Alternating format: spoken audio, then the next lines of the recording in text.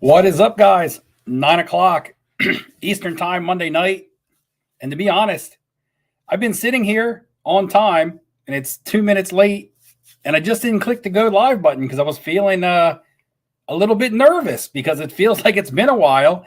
And I was just kind of like, man, how am I going to get in here and go and just start talking? Just like the very first time. It's kind of like just been a while, but it feels good to be back. It feels good to see some familiar names in the live chat over here. Stephen Ryan, what's up? Prodigy, Business 124. Yes, we still do it like that.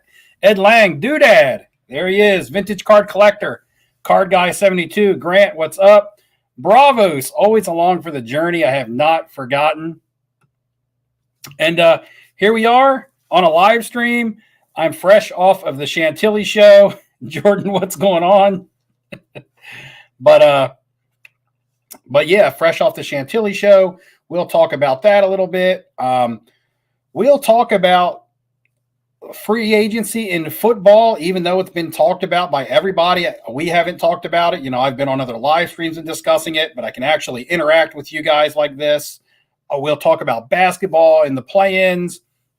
Is there any ramifications when it comes to cards, when it comes to all of this, you know, free agency, basketball play-ins, playoffs and things, brackets getting set up, and just everything going on in the hobby. And I'm very interested to know what you guys are doing, what direction you guys are taking. What do you think is some of the bigger moves in sports? What are you excited about? Anything? Have you guys been to any shows? Are you guys going to any shows? Or you got your national plans? We go on and on and on. Lots of stuff to talk about, but I'm going to need you guys to be interactive with me because I'm not sitting down here with a pen and a pad and got all these PowerPoints that I want to talk about. Yeah, I just want to interact with you guys because it's been way too long. And let's just go ahead and go on. What's up, Joel and Troy? What is up? And you guys tear it up in the chat as always. And we'll see if somebody wants to stop by a little bit later, but you know, I do want this live stream to be me and you guys and be able to get to your comments like I used to. Bradley says Tyler Hero is still a 0. Is he still is he a little bit banged up right now? Didn't the Heat just clinched, talking about basketball? We'll talk about that a little bit. The Heat clinched the number 1 seed, I do believe. And they're just a good team. Good team all the way around. Tyler Hero may be their leading scorer, though. I'm not sure. He held well over 20 points all season, which is a great season for somebody of his age. And we'll see if he continues to build. Like Joel says, time to admit they were wrong about Hero. We'll just see what his future holds. You know, will he grow into a player that expands his game, or just be like a shooter, which I already think he is more than a shooter. He plays well all over the court. Will he get his way into the starting lineup? We'll see. There's still some undecided teams getting in the West, right? The Lakers, I don't think, are mathematically eliminated, but they could very well be out, maybe one game from being out. Guys, help me out in the chat. I'm not completely updated on this. Like I said, it's been a long weekend in Chantilly, but I think the Lakers are number 11, but still have a small chance. The Pelicans can play themselves in. The Timberwolves, I mean, a lot of teams that were written off last year are playing themselves in. And look at the Grizzlies at number 2. That's crazy to say that the Grizzlies would have been number 2 this year, and a team like the Lakers would be on the brink of not getting in the playoffs at all. That just goes to show you how the league can be turned around with youth and new teams, you know, coming up and new superstars being made. People always talk about, especially in cards, don't buy into the hype. Buy the GOATs, buy the legends, buy the all-stars. The thing is that when it comes to cards, you do have to prospect. You have to pick wisely. You can't overdo it. But there's going to be new stars established every year. Somebody is going to become a superstar, and a Hall of Famer is going to retire. That nobody plays forever. If the same GOATs and legends played forever, there would be no new faces in the NBA. And if there was never new superstars established, the NBA would cease to exist. So it's kind of like people are, say don't invest in young players, but your young players become your superstars. At one time, Michael Jordan was a young player. At one time, LeBron James was a young player that people were saying the same thing about. We're going to have a loud train going through. But anyway, is Ja Morant that guy? Who's the future of the NBA? It's a lot of talk was around Luka for the last couple years. There's been, the Trey Youngs and the Jason Tatums and the guys that have been good players and have established themselves as superstars. And then you got a guy like Ja Morant who has decided to just crash the party and play great basketball. And even with him injured or out of the lineup the other night, they won. They've been winning. They're fairly deep. They got a lot of young good players on that team. What kind of names were hot in Chantilly? Let's see. So LA 32, Pat's 87 is giving me an update on the Lakers. Thanks. He said the Lakers have pretty much to win the last 4 games, and the Spurs have to lose all 4 for them to get in. So that's going to be really tough. But we will, I guess we'll see what happens with that. Watch out for the Grizzlies. Nobody wants to play them. It's funny because at the Chantilly show, some of us went out for a small dinner afterwards, and it was me and a bunch of young bucks like Kenny and Roth and some of their friends, and we were talking NBA. And I was like, be careful of the Grizzlies. And they were like, man, the Grizzlies are fool's gold, man. It's fool's gold. And I'm like, just be careful because momentum means a lot in all sports. Momentum means a lot. How many times have you seen in the NFL where the team that's hot going into the playoffs, that's like the long shot wild card team, but because they come into the playoffs hot, they just snowball it through the playoffs, And up until this season, Ja Morant always played up to his level. He always tended to play better when the spotlight was on him, like in the play-in game last year against Golden State when him and Curry had the duel. And the Grizzlies pulled off that upset. I was in Dallas watching that. He always plays up to the big moment. And this year, he's played MVP caliber basketball all year, and we'll get to see what he does in a big moment now in the playoffs. Will he be even better than he was in the season? What kind of names were hot at Chantilly? All right, I'll tell you the names. It's not going to be a lot of surprises. Juan Soto was hot. Bobby Witt Jr. was hot. A couple other baseball guys, but I don't really know the baseball players that well. But I did see like lots of Bowman Chrome first and Bowman Chrome autos kind of moving. Baseball seemed to be moving. I just don't know the players that were moving from a name basis. So I don't know if people were just prospecting on guys who may do well, but I know that Bobby Witt and Juan Soto were really popular. Acuna had a little bit of buzz. I didn't hear really anything about Tatis, and I know that he's injured for the first part of the season. Not a whole lot of buzz around Vlad Jr., so another young name didn't really hear a whole lot about people talking about. Soto, Acuna, Witt Jr. Didn't hear much about Shohei Ohtani either. In football, young quarterbacks, but Justin Herbert, he's almost as good as having cash right now. Like he's as liquid as cash pretty much, is easy to move. Cash is king, but if you have a Justin Herbert card, you're not going to have a hard time selling it. He seems to be the guy right now. It reminds me of when I was in Dallas last year in May, and Patrick Mahomes was the name that everybody was talking about. It was Mahomes. That's all anybody wanted. He was just buying and trading and selling so easily. At this show, it seemed to be Justin Herbert was that name. It's like, take away Patrick Mahomes' name, insert Justin Herbert. It's kind of the feeling that it was.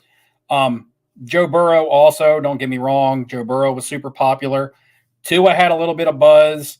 Tua was actually there signing autographs. It was a huge autograph show. Tua and Jalen Waddle were both there. Being a Dolphins fan, I missed out on both of them because I didn't get any autograph tickets, but they were both there. Tua was a little bit buzzy. I'm probably forgetting somebody because there was a lot of quarterbacks that were popular. Nobody from last year's class, though. The Zach Wilsons, the Trey Lances, the Trevor Lawrences, those guys didn't seem to have a lot of backing around them. But Justin Herbert, big time, number one, clean cut, head and shoulders above any player from any sport was Justin Herbert. Basketball, I'm going to be honest. I feel like, okay, Ja Morant was definitely popular. And Zion Williamson. But it's still the same old story, same old situation. Zion Williamson was being asked about, he was being talked about, but his cards weren't being moved because the people who have his cards either aren't moving them, or the people who do have them out to move are still in underwater and they don't want to move at what is a realistic price. So not a lot of movement on Zion Williamson. However, a lot of talk, people wanting to buy at his current market and a lot of people not wanting to sell at his current market. So that kind of covers a lot of the modern stuff that was popular. It was a pretty big vintage show as well. It was a good diverse show. There was lots of vintage there. A little bit of Marvel stuff, not a whole lot. But people were asking about it. Let's see. We get to another comment. Spent a lot of time on that one. Let's see. Yeah, Memphis got a lot of great talent. Let's see. Jordan's asking, when will Peyton Manning get a bump or ever? Peyton Manning's his stuff moves pretty easily. If it's reasonably priced. Right now, I believe some of his nice autograph cards are just underpriced, the same way that I feel about, other players, because when you compare Michael Jordan to other players of his era that were really good, Magic Johnson, Larry Bird, you guys are tired of hearing me talk about them. There's more of a rarity to Michael Jordan's autographs being, exclusively licensed to Upper Deck, where Magic Johnson and Larry Bird signed tons and tons of autographs for all the Panini products. With that being said, there's still a huge discrepancy between a $5,000 Michael Jordan autograph and a $300 Magic Johnson autograph. It's just a big price discrepancy. You see that with Peyton Manning when you compare him to guys like Tom Brady. Tom Brady is the Jordan of football. So it's like Manning would be like the next guy, that next tier after GOAT, the tier one after GOAT. And his stuff is priced below, in my opinion, where it should be at. So he's very liquid, though. People do ask, and people do move and buy and sell Peyton Manning autos, especially on-card, flawless product, National Treasures product, game-use patch stuff. That stuff moves. And his rookies move also. Not so much all of them like they were. At one point, it didn't matter what Peyton Manning rookie it was, it moved. Now it's kind of like, the upper tier stuff, Topps Chrome, Bowman Chrome, preferably in a refractor, which is going to be really expensive. Even the EX 2001 or EX Century, whatever that one is, the acetate card, that's a popular one. But Peyton Manning's getting some love, especially, being at the Mint Collective, being somebody that's still very much around the sport and very much in the media. So he is getting some love. As far as prices, he won't ever hit Tom Brady prices, but right now he's movable in the market because he's that next level of quarterback or that next tier of player that people can afford to buy and move. Not everybody can afford to play in the Brady and Michael Jordan market. So they will play in like the Tom or the Peyton Manning and the market and the Larry Bird market and things like that. We're talking about The Suns, don't get Brian started on the Suns, guys. Bravos is asking about Wander Franco, Julio Rodriguez. I did not see huge movement on Wander Franco. He's super popular, but he's got so much stuff built into his cards that I think a lot of people, unless they're really, really high on his long-term appeal, just are kind of staying away from some of his prices on some of his better cards. So Riley says Herbert will be hot until they finish last in the AFC West. I'm not sure if they'll finish last. Troy, I did not pick up any PMGs in Chantilly. I did get some of my PMGs that have not been in my possession.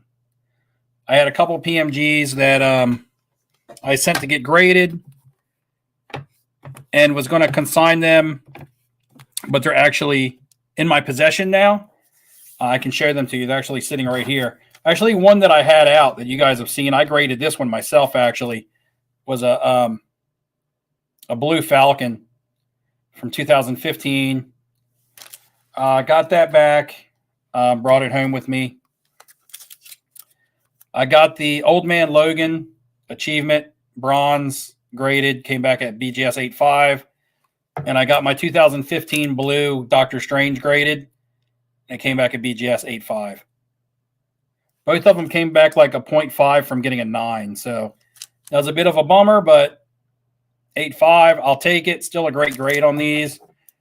These are big cards. Actually have a big offer on this one right now. You guys probably wouldn't believe me if I told you, so I'll just leave it at I have a nice offer on the table for that.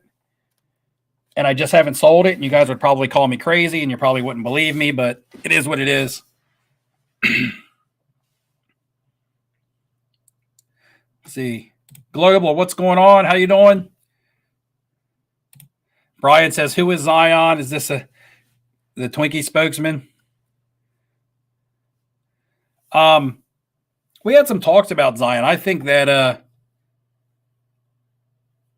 I think he's a product of not wanting to play with his team.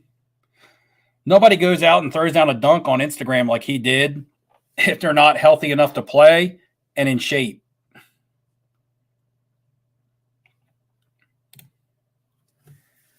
Trader Griff, thanks for the super chat.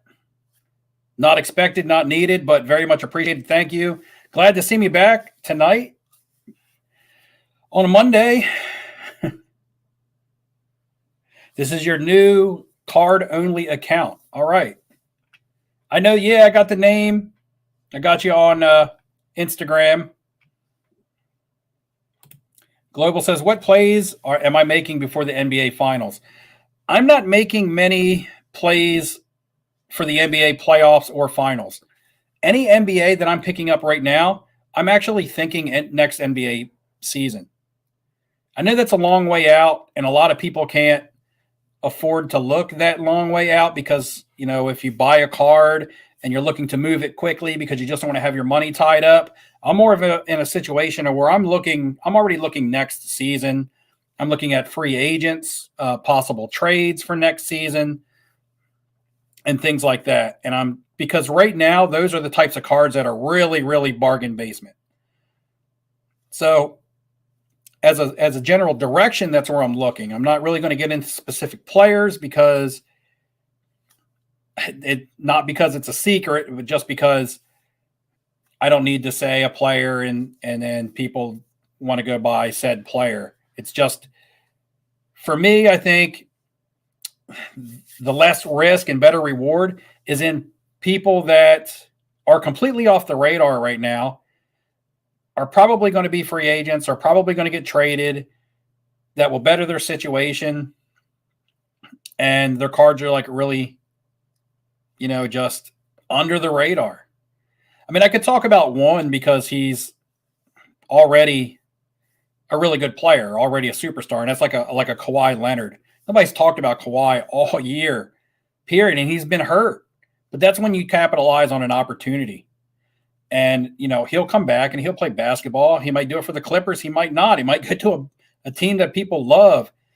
And so is he one of the ones that I'm buying? I'm not. I haven't bought a single Kawhi card. So full transparency, I don't own or even have on my watch list a single Kawhi card. But that's just the mentality that I'm taking when I'm looking at who I want to buy. Who's completely off the radar that has shown that they can play and might land in a situation that's even more desirable for themselves and their hobby potential. Bobbles, how you doing? You was in Chantilly. Yeah, I didn't run into you. It was pretty busy. It was a nice show. Sunday thinned out a little bit. And Sunday, actually, towards the end of the day, I was going, not towards the end of the day, but start around 1 or 2 p.m. I was planning to leave, and it thinned out so much, and it felt really comfortable, and I was able to browse that I ended up hanging out for another hour and just walking around and looking, and actually sold a Marvel card, before I left. I only bought 4 total cards in Chantilly, I believe. I believe it was 4. One of them was high end, and 3 of them were like 3 low end cards. And then I sold some cards. I sold about, I want to say $8,500 worth of cards. I did really well selling, and came away with 4 cards that I also wanted. One of them I'm going to keep. One of them is a card I wanted. The other 2 are kind of cards that I'll look to flip. Charles, what is up? Running late. It's all good. I was running late too, always. Let's see. Oh, Caesar saying 12K. He's guessing at the Doctor Strange offer. You're close. You're close. You're not over. You're not over.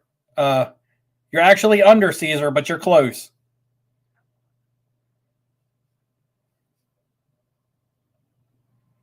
See. Trader Griffs thinks Durant still seems undervalued. He does. And this is another discussion. I'll touch on Kevin Durant really quickly and what's holding his values back. From a player standpoint, nothing. He can retire today, and he's a Hall of Famer. Arguably, one of the top forwards to ever play. What's holding him back in the hobby is people don't necessarily like his attitude, don't like the fact that he went to Golden State to win titles, even though he was a very big part of the one when he won MVP and things like that. Some people think that he went there and got carried. However, one of the titles he was a major part of. And he just frowned upon for that, like looked at as kind of being a sellout in the hobby world now. And that makes for a little bit of an opportunity for long-term, because I remember when people used to hate Michael Jordan, and I remember when people used to not like Charles Barkley, and, it's kind of like for the same reasons. Not that Michael ever sold out or anything, but people just didn't like his attitude. If you weren't a Bulls fan, you weren't typically a huge Michael Jordan fan in that era, in the 80s and 90s. Same with Charles Barkley. People that he played for liked him, those teams, but a lot of other people just didn't like him. He had a polarizing attitude and things like that. He said he didn't want to be a role model, this, that, and the other. And saying this back then was a big deal. Saying that now isn't so much a big deal. Today is kind of the norm. People didn't like Dennis Rodman for the things, that he did, the partying and, the tattoos. He didn't look the part. You know what I mean? So it's kind of like those guys in their era were disliked, but now everybody loves them because people forget.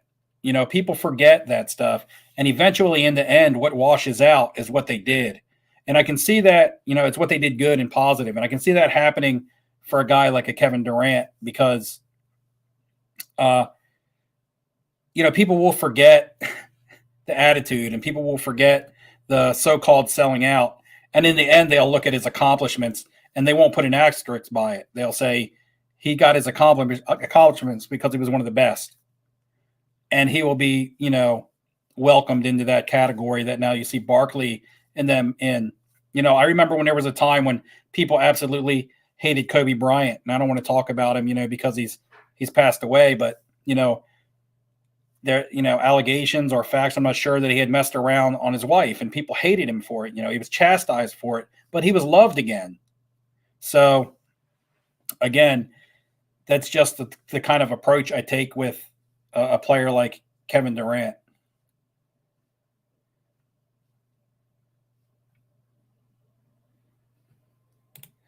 Charles, it's not the Tim Duncan factor, because people always liked Tim Duncan.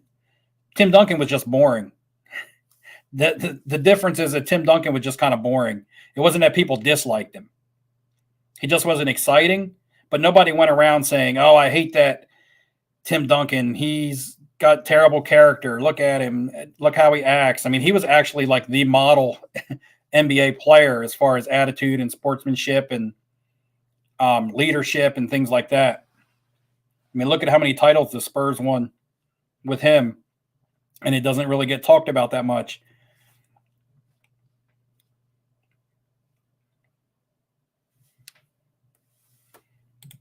What do I think about Anthony Edwards long term? You hate that he plays for the Timberwolves. That kind of sums it up. I mean, he's going to be he's a good young player already. Probably going to be a great young player. Does he take it to the next level like a Ja Morant?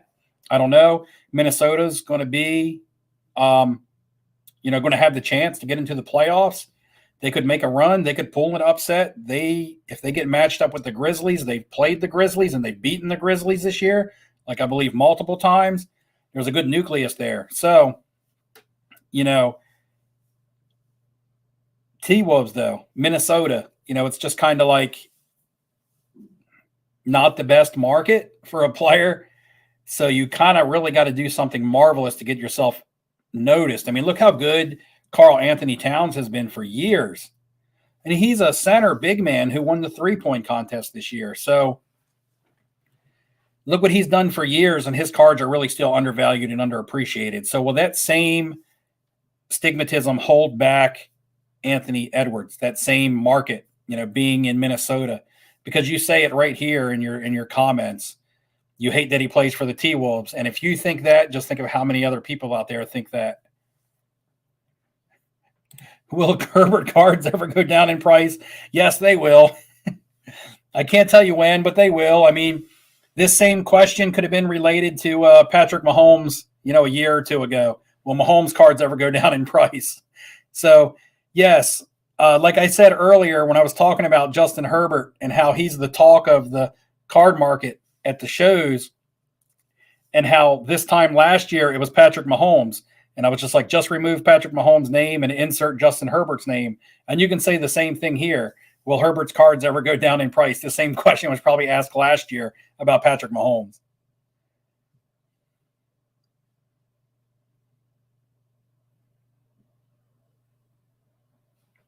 Oh, Bobble's Black Jaded Wolf wanted Marvel. I saw her table once and didn't stop by. The Marvel table that I did stop by, they actually bought a card off of me. Actually a good sale. I sold them a nice Doctor Strange card, a Vibranium Radiance, which was pretty good.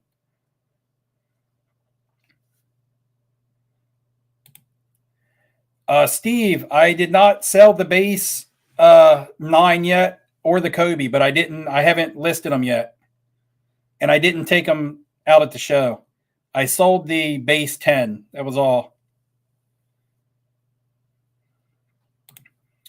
Semdius, did I ever get the rare Marvel Spider-Man? I did not. I don't have the 75 Spider-Man sticker yet. I have a lot of that set, and it's a set that I'm in the set. I mean, that's the set that I like to collect for myself, but I don't have the Spider-Man yet. I do have the Hulk and the Captain America and a lot of the other bigger ones out of it.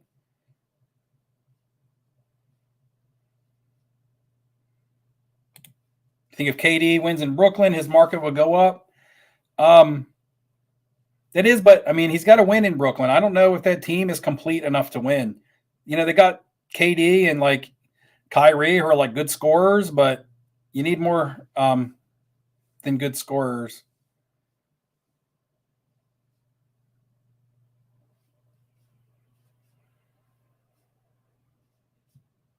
All right, so I'm actually down to the end of the comments here at 9:31.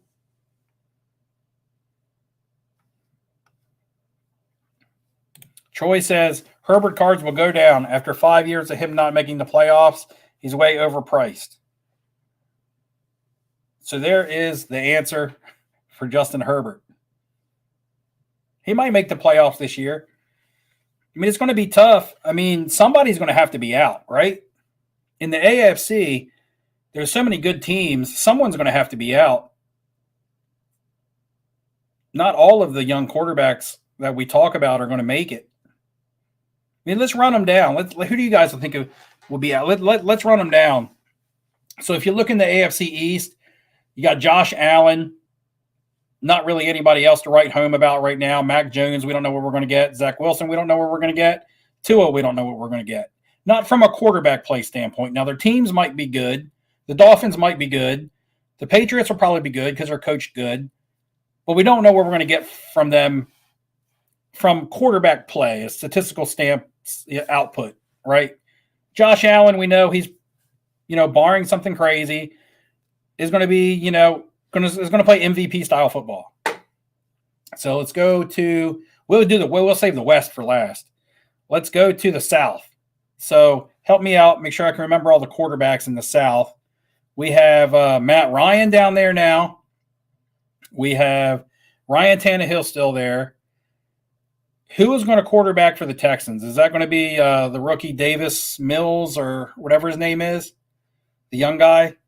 Is that his name? And then who is the other? Who am I missing? What team am I missing? We got the Colts. Oh, Jacksonville. So Trevor Lawrence. Is Jacksonville ready to do anything? Probably not. So your number one overall NFL pick from last year is probably going to go 0-2 when it comes to playoff appearances in his first 2 years in his career. Which Justin Herbert only has 2 years under his career too. Then we got to go to the North, which is that where Pittsburgh's at now? So we got Mitchell Trubisky. Not a whole lot to talk about there. Deshaun Watson. So there you go. The Browns are going to be competitive. They're going to put a competitive team on the field. Joe Burrow. Does Joe Burrow and the Bengals continue their run? And then you got Lamar Jackson. Does he come back and play? He's got an MVP. Does he come back and play like that? Is he healthy? And then you go to the West, and all four of those quarterbacks you can talk about as being potential playoff quarterbacks. Russell Wilson, Patrick Mahomes, Justin Herbert, Derek Carr. When the worst quarterback in your division is better than most of the quarterbacks from the other divisions, that's saying a lot. A lot of those quarterbacks I just named from the other divisions aren't even as good as Derek Carr. So who's going to be out? Who know what, because there is going to be a team with not a super great quarterback that's going to make it. Like, look, Tennessee, they'll probably make it with Ryan Tannehill. So Ryan Tannehill will probably be in. So which young quarterback is going to be out? Are the Colts going to be in? Is Matt Ryan going to be in? If he's in, then a young quarterback is out. Josh Allen in, Justin Herbert in again, Mahomes in again. Is Russell Wilson in? I mean, there's 4 spots taken up right there if those 4 are in. I didn't name Kyler Murray yet, Jordan, because I'm only talking about the AFC.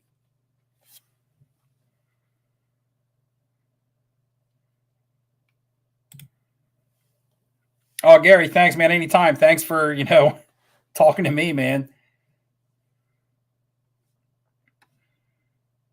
But who will be out? Business 124 says, do I think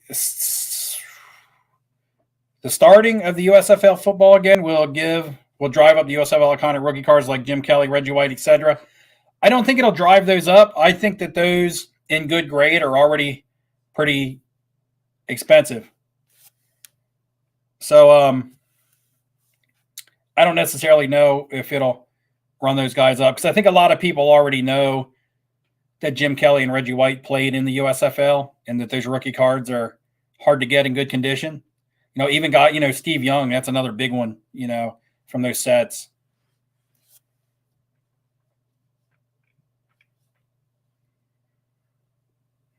Yeah, but I'm just wondering, where do these, who's out? Who's the young quarterbacks that are going to be out? I mean, I don't know. I'm waiting for you guys to help me out. I'd have to write it all down to memorize all this, but I think Josh Allen is in. I think I still think Patrick Mahomes is in. I think Russell Wilson is in. I think Ryan Tannehill is in. I think Deshaun Watson is in. You guys might call me crazy for that one. If I say Joe Burrow is in, that's 6, right? And we have 7 playoff teams now. So who gets that last spot? And I might be wrong somewhere, but anyway, who gets that 7th spot? There's only so many people that can do it. Is it Burrow, or did I said Burrow already? Is it Lamar Jackson? Is it Ryan or Matt Ryan? Somebody has to win the South. I don't think it'll be Houston. I guess that'll be Tennessee's division, and that'll be the only team. Or do the Colts beat them? Are the Colts better this year with Matt Ryan? I don't think, Jacksonville and the Texans, you can cut those guys out. In the AFC, I mean, does Mac Jones get in? Are the Patriots a playoff team this year? The only team that I can confidently say is going to be in the playoffs in the AFC East is the Bills. So, Justin Herbert. I didn't say Herbert, but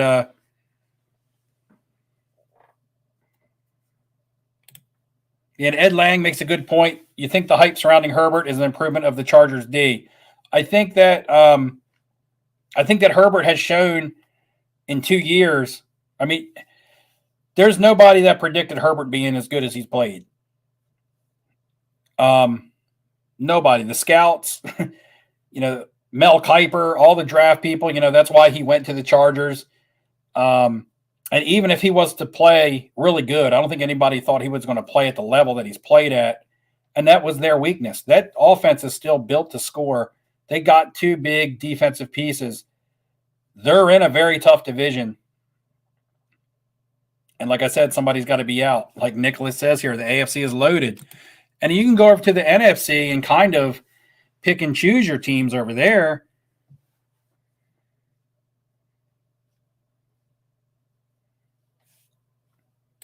Yeah, Jordan makes a good point. Lots of high-level talent in the NFL. And that's the thing I've talked about with others in the past is the supply and demand at the quarterback position. There's not a lot of demand, and there's a lot of supply. I mean, look, Baker Mayfield doesn't have a job right now. And you can say what you want about Baker Mayfield. He's still the first pick of the 2018 draft and has shown that he can quarterback. But it's like a couple years ago when Cam Newton was looking for a job, or that might have been last year when New England finally signed him. Nobody wanted to take him on, and everybody was like, why can't Cam Newton get a job as a starter? Because he wanted to be a starter, specifically a starter. And it was because the supply and the demand for the quarterback position, because the drafts have been so quarterback heavy since 2018, 2019, and 2020 were pretty quarterback heavy. 2019 wasn't, but you still had Kyler Murray and Daniel Jones and even, Gardner Minshew, who started a game or two, Drew Lock, a guy who's probably the current starter for Seattle. So you still have there's lots of guys that have been drafted since 2018. And even if you go back to 17 and you got Watson and Trubisky, who's a starter again, and you got Mahomes, and you go back to 16, it was Jared Goff and Carson Wentz and Dak Prescott. I mean, there's lots of young quarterbacks the teams aren't ready to move on from yet. And it makes the supply and demand for quarterbacks way off. Like people aren't in demand of a quarterback. Unless, of course, it's the type of quarterback that can put you over the top to win a championship. But if it's just a quarterback out there towards the end of their career or that has been struggling or something like that, it's hard for them to find a home.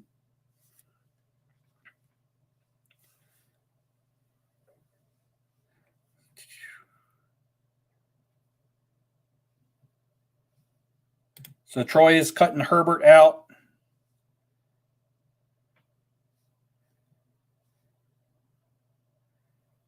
He also so Troy is cutting Herbert out, and he's counting Mayfield in.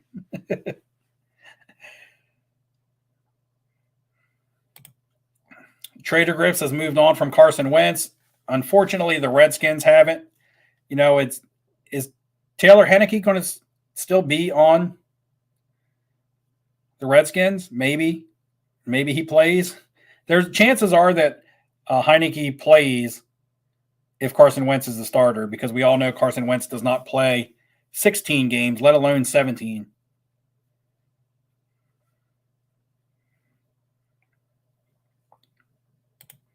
Phoenix Rising says he's just grabbing raw rookie card numbered patch for QBs, low risk. It's kind of like, when you got a Panini Classic Threads, Curry, a long time ago, yeah. You can gamble on young quarterbacks, but like I said, the NFL is very deep on quarterbacks, even young guys. I mean, when you look at the backup for Lamar Jackson, is that Hundley? Which one? It wasn't Brent Hundley. It was Tyler, or I'm getting the two mixed up. But anyway, he played decent football when he came in for the Ravens. So, Taylor Heinicke played pretty good football when he replaced Ryan Fitzpatrick, which didn't take very long for Fitzpatrick to get hurt. Might not have taken any time at all, but and then you look at Miami, who signed Teddy Bridgewater. Is Tua going to play well, or is Tua going to get hurt? Teddy Bridgewater still floating around in a backup role.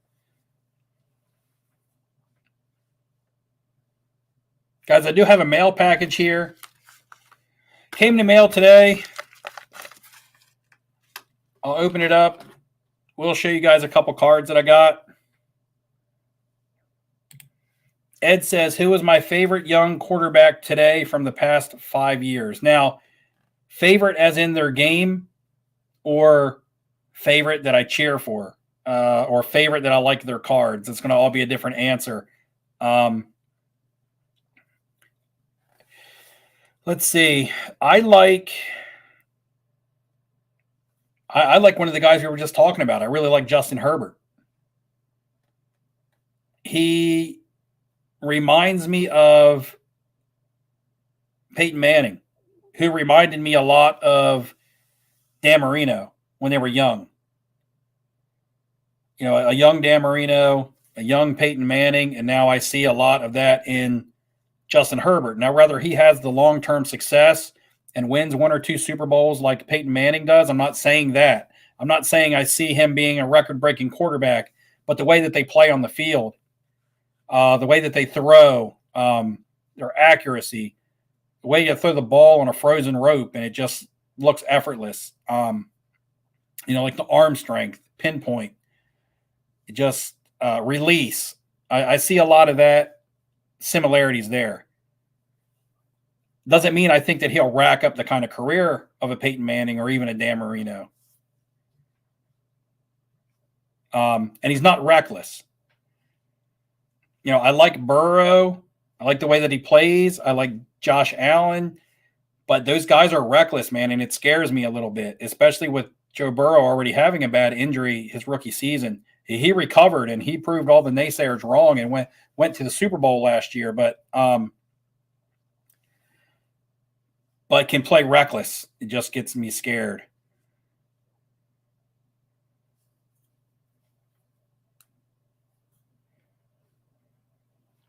Robert says Tennessee will not make the playoffs this year. I mean, that's tough to say because they were the number 1 seed this past season. And that was without Derrick Henry playing a lot of games. I don't think a lot of their team changed. I just think they're well coached. They have a strong running game and a good defense. That's always been the recipe for success since day one in the NFL. A lot of teams can't get away with it anymore because it is a scoring league. It is a passing league. The league has changed. But Tennessee's been able to get away with it for the last couple seasons. So until because that division's not very strong. They got to play Jacksonville 2 times, the Houston 2 times, and then they get the Colts twice. I mean, the Colts can be a threat, but I mean, who else is a threat to make that division or to win that division? So, I don't see them having a tough path to the playoffs because of the division that they're in and because they were the number 1 seed in the AFC last year.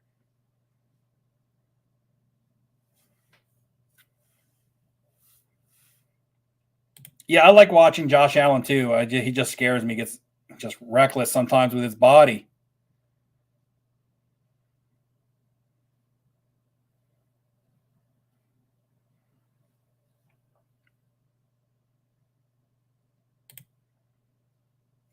Ed says Tennessee can't go all the way with Tannehill. I didn't say they were going to win the Super Bowl. Come on, guys. We're talking playoffs. 7 teams make the playoffs. There's a winner from every division. Their division is garbage. They have a good team. I did not say that they would win a Super Bowl.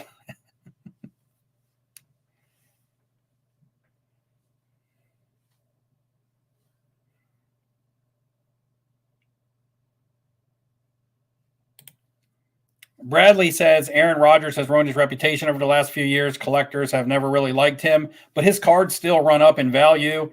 And the fact that he plays for the Green Bay Packers, that's all that you need to know. That fan base is so huge, and they buy cards, and they like Aaron Rodgers. Speaking of that, I'll show you a quick card that I picked up just based on everything that I just said. This will be a card I look to just move pretty quickly. It'll be in my Chantilly video, but you guys are here. We'll get a quick look at it. It's a defensive player card, nothing super exciting. Super cool looking, but it's just a Clay Matthews Select Gold from 2016 Select Gold Prism Clay Matthews, numbered out of 10. Number 10 out of 10. I just grabbed it up. Kind of an inexpensive pickup that I think I'll be able to quick flip. If I graded and it graded out well, I actually would be able to do pretty well off a card like this. Nice collector's card here.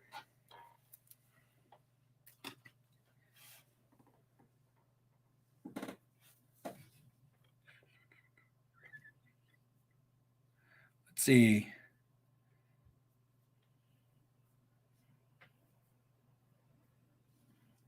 I saw a question here. Would I ever collect a running back? I would collect a running back, but I wouldn't collect a running back to, I wouldn't buy a running back if I was looking to like flip or resell. But I would collect a running back the same way I collect Soundgarden. Doesn't have to be valuable or an investment, but I would collect, for collection reasons.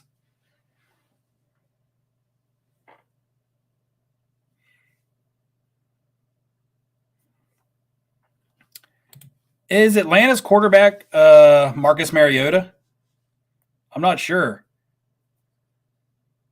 As of right now, it might be Marcus Mariota. I don't know if that's what will be going into the season. I did not see any Pacquiao cards at the shows. I saw some older boxing cards. You always see Mike Tyson stuff.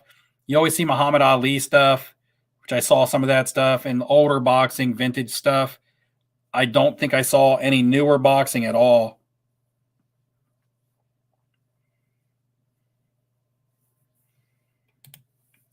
Mike, hit me on Instagram or something if you want to know that.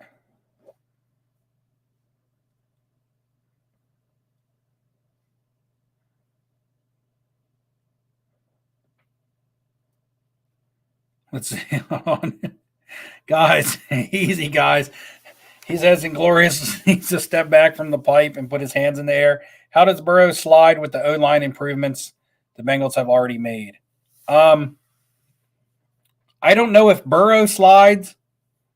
If the Bengals slides, in my opinion, I think the Bengals will slide. I don't think they go back to the Super Bowl, right? Anything other than a Super Bowl appearance is a backward step at this point for the Bengals. It's hard to duplicate that. So they could make the AFC Championship, and if they lose, it's a step back. So it's not hard. It's not going out on a limb saying that the Bengals are going to take a step back, because the only thing that they can do is win the Super Bowl to be better. With that being said, I really think their defense overachieved. A lot of what the Bengals did, especially in the playoffs, was magical. It was like once in a lifetime type magical moments happening. For a lot of the NFL playoffs, it's hard to one up or redo, the kind of run that the Bengals had. It's hard to do in any sport, for any player, for any team. Their O-line may get better, and their offense will be good, and Joe Burrow will be good. I think their defense really overachieved, though. I don't think that their defense is the type of defense that you want on the field in a certain situation. Yes, they got it done in the playoffs. They got it done when they needed to get it done. But if you looked at their defense, it was kind of like the who's of players that nobody wanted. They even joked about it in the announcer's booth. And maybe that calls for good team chemistry and calls for these guys to play together, because it was a bunch of journeymen in a situation of a lifetime. But that's what it was. It was kind of like a situation of a lifetime, and I don't know if it'll happen again. That's my take on that. That's not me saying Joe Burrow is going to go out and fail this team, but that's my take on the Bengals season next year. Cut and dry. If they don't win a Super Bowl, it's no better than this season. And if they don't make the Super Bowl, it's a step backwards.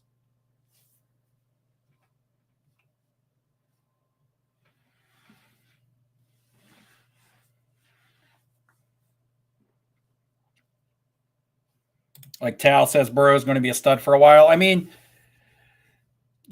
all these young quarterbacks we're talking about right now, stud for a while.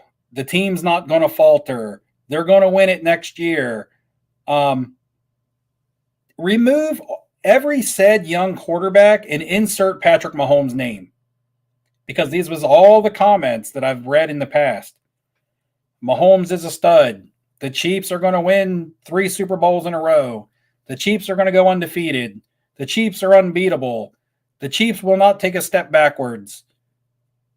And here we are now saying the same thing about other people.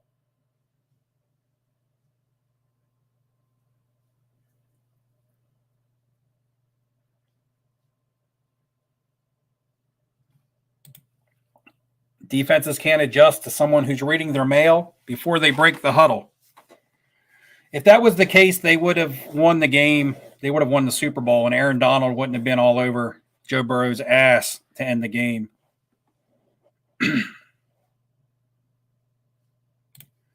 Toa, I would like to set up as a dealer at the next Chantilly show, to be honest. That show was good. It was like a Dallas kind of. The spread, the space, lots of autograph signers. It had a good vibe to it, good mix. It's close to home, so it'd be easy for me to travel with my stuff. A Philly show would be nice also. I do have some inventories. You can see some cards here. But I've sold a lot more recently than I've been buying, because I had so much. Because I bought a collection and was doing a lot of buying. Now I've done a lot of selling. What I've been buying now, even though I'm buying less cards, I am buying some expensive cards. So even though my inventory is getting smaller in quantity, I do have some higher end quality cards. But, I would still like to set up again. It was just an awesome experience. But I would like to set up and have people bring me stuff to buy. That was the one thing that I missed out on. I did a lot of selling, and I'm fortunate that I was able to do that and make money, because I know people at the same show that didn't fare as well as me from a selling standpoint, but I didn't get the deals that, people looking to sell. That was kind of the difference between the Chantilly and Atlanta show, though. I'll touch on that real quick. Atlanta, there was a lot of money in the room. It was a buyer show. There was lots of people buying. And then Chantilly seemed like there was more people looking to move their stuff to the dealers. And the dealers told me this, because I asked them. There's some that I know. And they were like, we're not selling a whole lot, but we're having people walk up to us and selling us their cards at good prices. And they're like, this is the kind of show that we like, because we're getting inventory that we'll be able to move in Dallas because Dallas is in May, and Dallas again will be like a buyer show. So, dealers will capitalize regardless if they're buying or selling. If it's a seller show, then they'll be like, okay, well, I might as well be buying. People are selling. And if it's a buyer show, they'll be like, okay, well, I'm selling because people are buying, and you're able to capitalize from both sides of the table, as opposed to someone just walking the room. If you're looking to sell your cards and it's not that type of show, you're not going to sell anything to the dealers unless you really cut your profit margins. And if you're, looking to buy and everyone's highly priced and not looking to move, you're kind of in a situation where you don't get a whole lot done.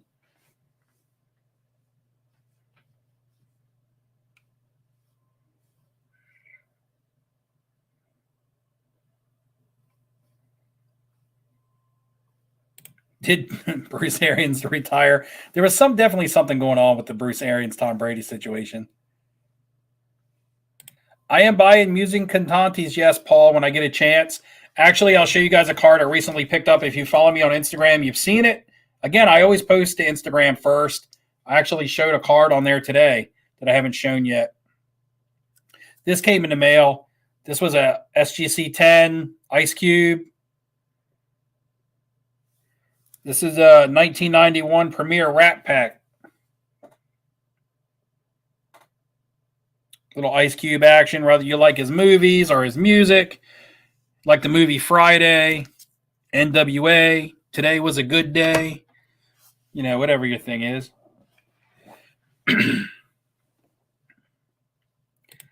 Troy, you're saying please set up and do some video at like a show. You know how difficult that is to do, man? It's like the people that do vlogs and set up at shows and stuff, most of the time they have a cameraman. Because if I'm set up with a camera and I record on my phone, if I just set it up on a tripod and try to film me buying and selling, I can't see what I'm recording. I just got to hope that the camera is focused in on what I'm doing behind me or whatever. And you got to have your phone to like do comps and things like that. But these people who have the shows, the buying and selling, the buyer and selling perspective. I mean, even Jets Mamba. Jets Mamba is a good one that people like to watch for the seller's perspective on YouTube. And I believe he even has a cameraman with him now that he calls like Spartacus or something. Like, I think he may have done it originally himself, but it's tough to set up and film your own stuff. A lot of people have crews and nice cameras and mics and, all that stuff.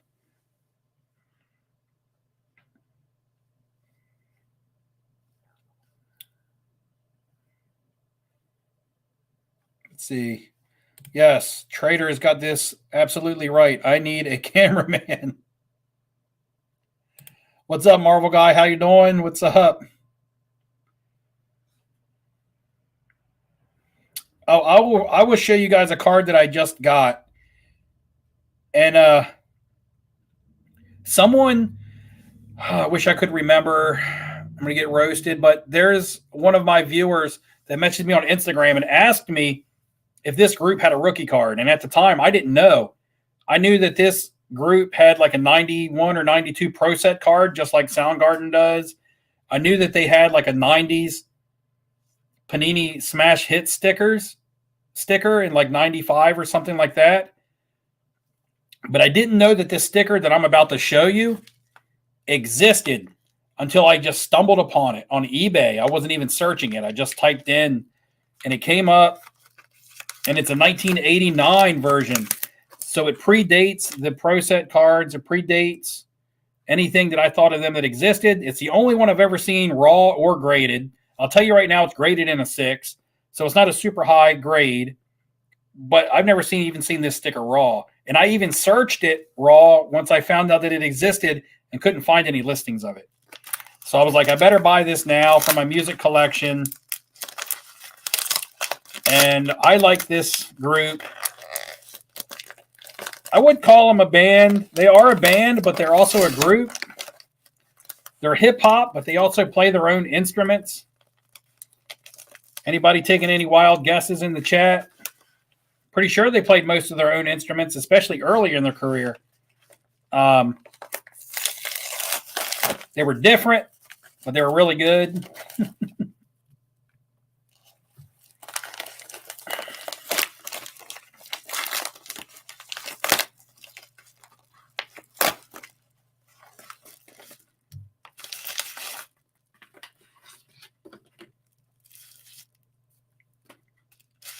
Anybody got any guesses out there?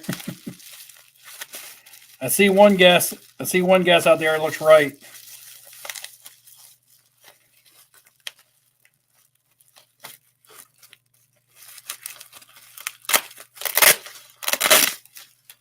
Oh, there it is. There it is.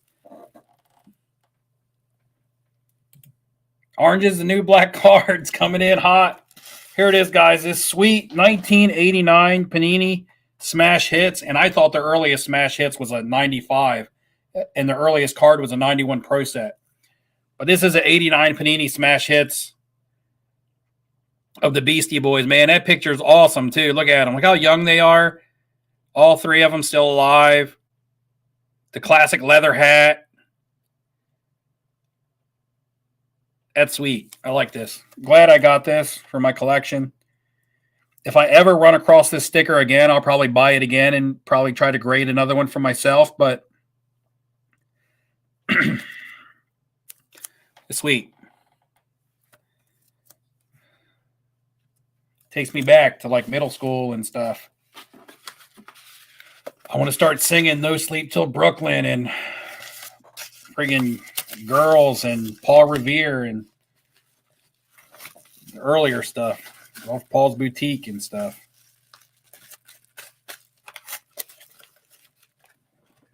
So what you want?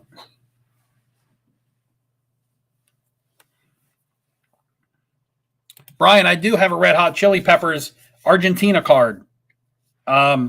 I think it's from '94, the same set that the Kurt Cobain and Dave Grohl come out of. And there's also one more out of that. The Eddie Vedder comes out of that. The Kurt Cobain out of that '94 Argentina rock card set is super desirable. They have a '95 Nirvana Smash Hit sticker that's also very popular. The Argentina cards are super hard to find in good condition.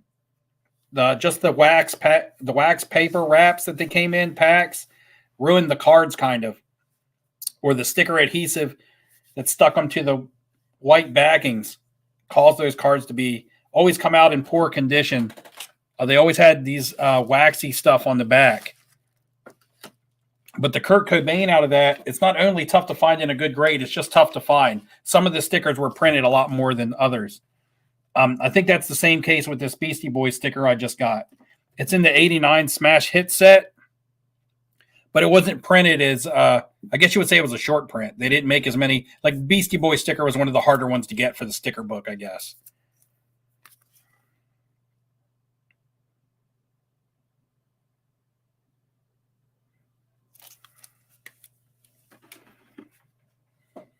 Let's see. Trader saw him live in '87. Wish I would have seen him live.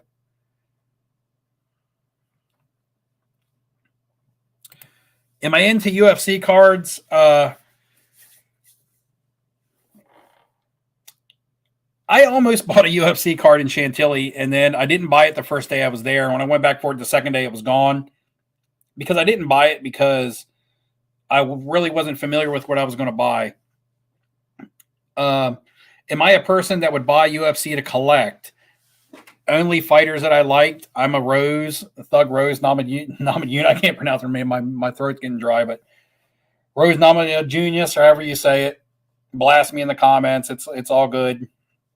She's like my favorite, but I don't have any cards of hers. I would typically buy the older UFC guys if I did. The scary thing about UFC is that fighters come and go so quickly. Not a lot of fighters have really good longevity. And then when they do have good longevity, they either do something stupid or the fame goes to their head. I mean, look at Conor McGregor, who had longevity, but he's so polarizing. And then you have like John Jones, who's been really good and has good longevity, but again, a lot of people don't like him. It's hard to find that good, clean cut, good person that everybody wants to cheer for that's also a good fighter. I guess that's kind of an oxymoron, but you can win a title and defend it 3 times, but the moment that you lose it, you're kind of yesterday's news. I feel like fighters just come and go really quickly in the UFC, that it's hard to invest in them with any kind of long-term potential. I mean, look at Amanda Nunes went out and got knocked out in a super long shot by somebody, and I know that killed her card values. I asked somebody because I was testing, not testing the waters, but I was interested in what affects the value of a UFC fighter. And I was talking about Amanda Nunes with somebody, and they were like, yeah, man, her cards just went down when she lost that fight. What do you do to gain momentum again? I don't know. You go out and win the title again when you're expected to win it. If you're expected to win it, it's baked in. And then when you lose, it's like, oh my God, what just happened? I would buy a Dana White card.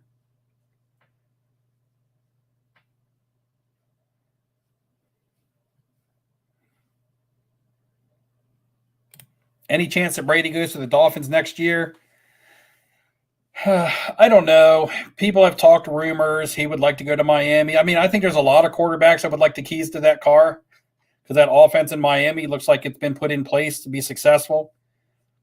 So, I don't know. Do I want a Brady? I have to see how Brady, being a Dolphins fan, I would have to see how he played this year to know if I would want anything or want him to go to Miami next year. Because I don't know, how much does he have left in the tank? I know people have said that every year, but Father Time catches up with everybody. I don't care who you are. Peyton Manning went downhill really quickly. He went from playing at a really high level to not playing at a high level. And, we could turn on you in the drop of a hat. We could see that happen to Brady this year. We don't know. He takes care of his body, keeps himself in shape. He's smart, got a good mind.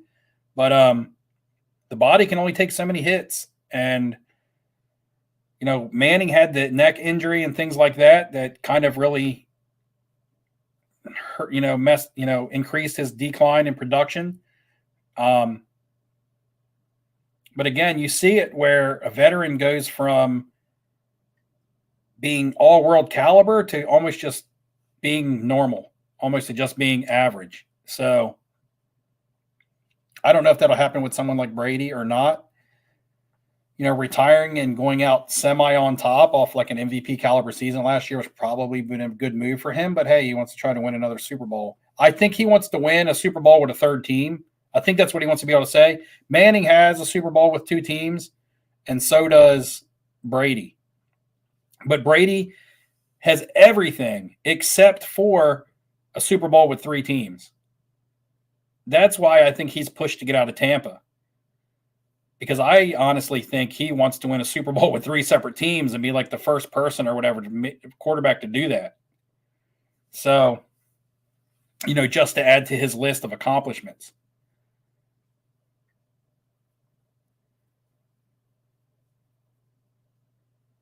Let's see. Yeah, right. Dakota, it's 2021. Turn back the clock.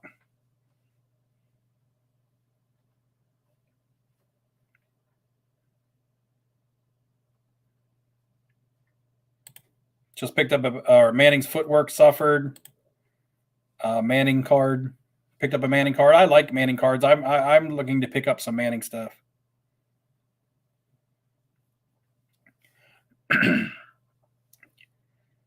It wasn't too much of Peyton's plantar fasciitis. Eli had bad plantar fasciitis in his career.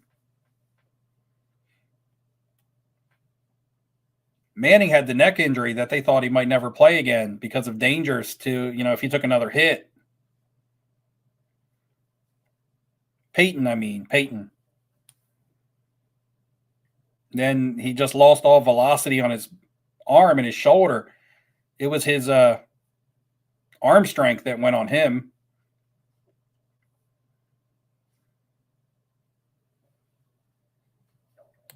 Man, Michael Ham with the Brady talk, get out of here. If he does win another Super Bowl, Michael Ham, it won't be with the Bucks. I'm sure Brian Sherlin, if he's still here, isn't going to agree with that.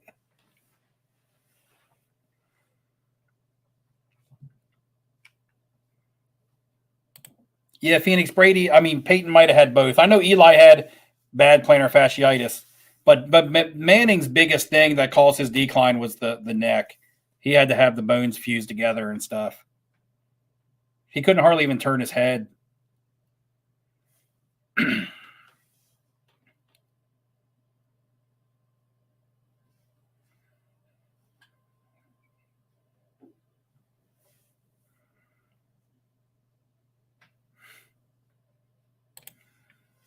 Remember that time when Dakota from Sports Card Anonymous had to sit out with turf toe? He couldn't play. He had turf toe. He was sitting next to Deion Sanders on the bench. I was like, man, this turf toe stuff is contagious.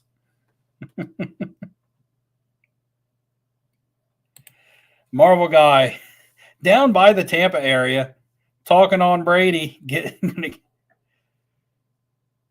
Oh, man, I hope something like that doesn't happen. That would be terrible. But yeah, and this is another good point. Like Bradley says, it kind of happened with Drew Brees. Like that arm strength just goes, and there's so much in the mechanics of throwing a football that involves more than just your arm. That you know, Brees just kind of had the same thing happen to him, where Brees couldn't throw a long ball anymore.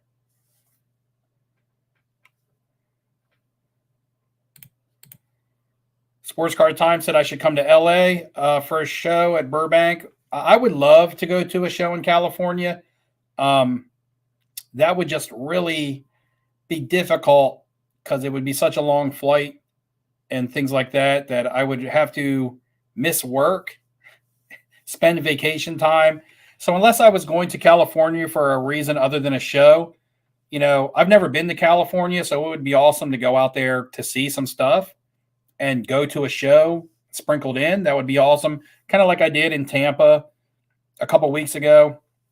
I went to a show, but I wasn't primarily down there for the show. Because I would have to like take a lot of time off work and set that up, and I wouldn't want to fly all the way to California just for like a 2 days or something. Just wouldn't make sense from a traveling, taking off from work, and monetary standpoint. I'd have to make it worth my while to make that trip. But you're right. I would love to go to a show out there. A lot of stuff I would love to do in California. I've been watching I got to catch up on it. But when I started watching the Magic Johnson Lakers, show that's on, and it was showing old LA in like the late 70s and early 80s. And I was just like, man, LA looked like so cool back then. Like California looked so cool back then. Like that old school look to it. And I was just like, man, it would seem like it was so far ahead of its time back then. I don't really know. I've never been there, so I don't know what to expect. I'm sure somebody in the chat could tell me, but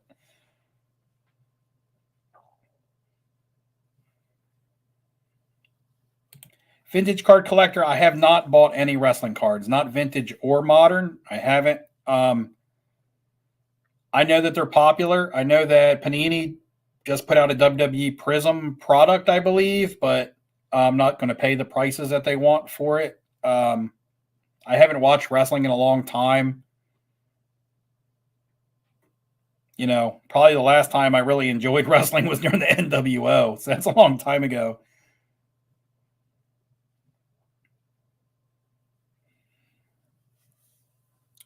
I got a cool poster that someone gave me at the show as a gift. They gave me two really cool items. Let me go grab them. I'll show them to you guys.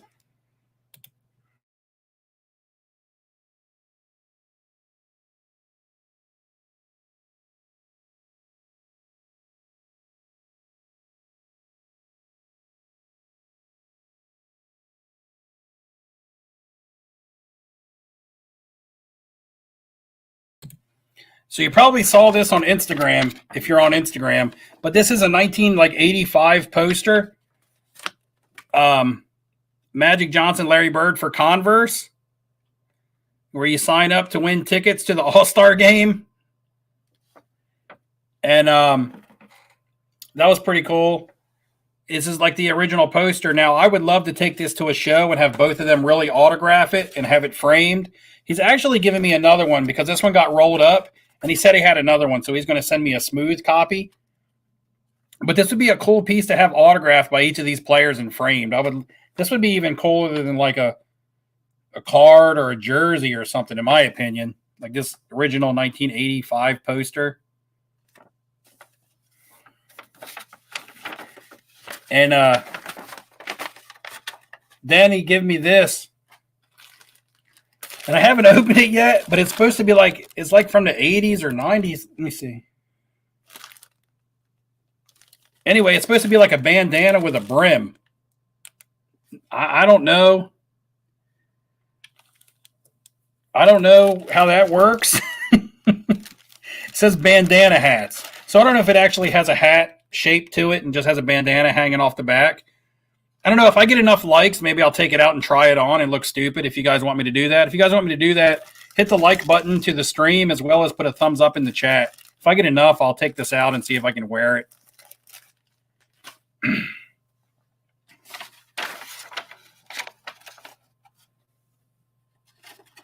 We're talking about Peyton Manning. Actually, a card I picked up in Chantilly pretty cheap was a Peyton Manning refractor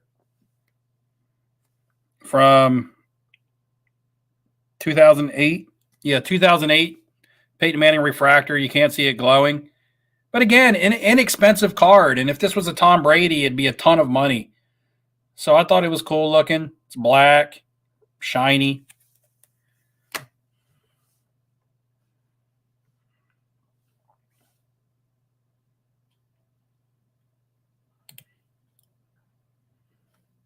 Got to watch the commercial on YouTube. Which commercial am I looking for? For the Converse?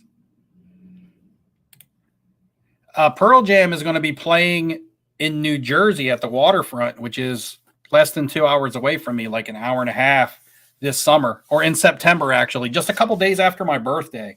So if I'm not out of town or the country on vacation, because my wife and I usually vacation towards the end of August or early September, then I might go to that.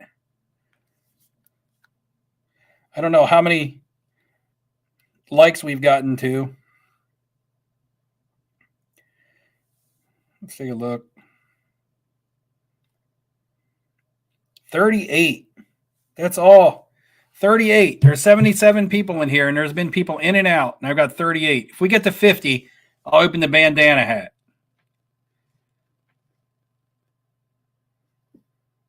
I got to look that commercial up now.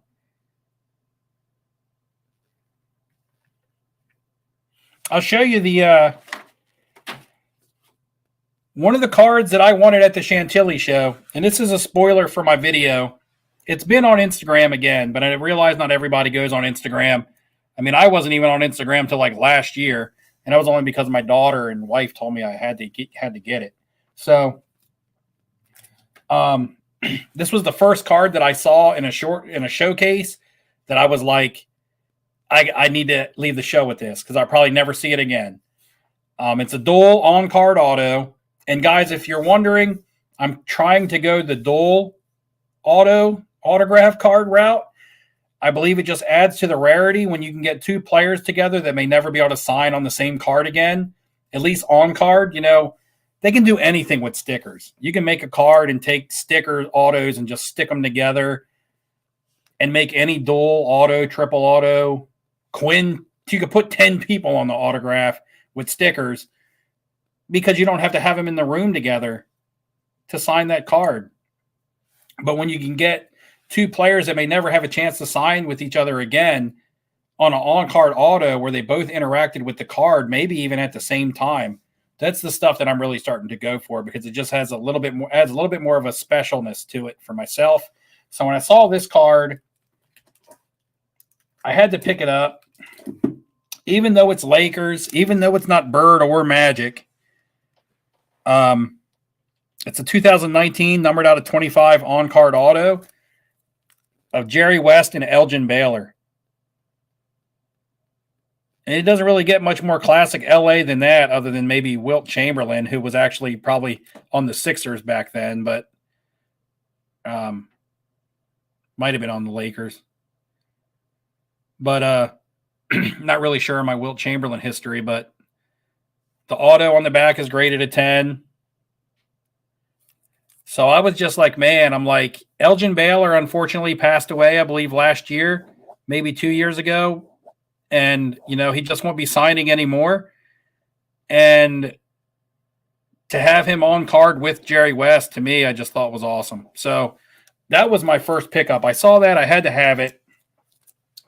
I did a little bit of trade in cash. I could have just bought it outright, but I was able to really trim away at the guy's price because I had lots of Hall of Fame autos, and that's what that's what he was selling. It was like a table like I would have been selling. It was like, you know, Bird. He didn't have many Bird or Magic autos. That's the two players he didn't really have. But he had like Dr. J, and he had that, and just a bunch of 80s basketball players' autographs. So when I walked up there with a bunch of Larry Bird and Magic Johnson autos in my case, he was like, man, I love all these cards. And I'm like, okay, well, I like that dual auto. Let's do a little cash trade. And that's what we did. I got rid of one Larry Bird and one Magic Johnson, but they were lower end. I threw a little bit of cash on top, and I think I got a card that I'll never see again. So that's what I did.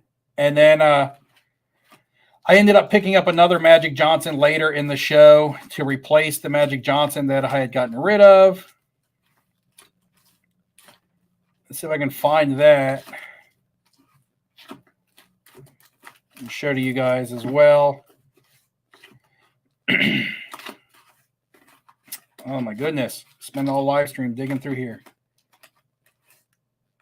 Here's another gold card that I picked up. This is a Trae Young Flux Gold.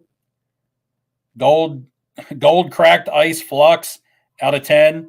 I know, like Dakota would say, that's the pixie dust, but people will buy this. This is the kind of card that, you know, I get a good deal on, and then I'll flip it, you know, in a week or two, or get it graded, and it'll even go up in value even more. Numbered out of 10. Trae Young Flux Gold cracked ice. It's cool looking, gotta admit.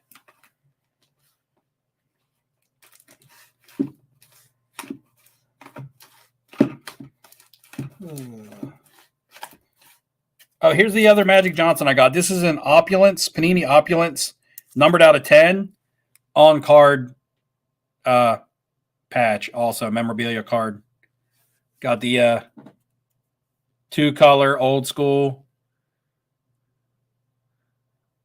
So one Magic Johnson card out of the case, one of them back in, one Larry Bird out, but an Elgin Baylor, Jerry West in there to replace it.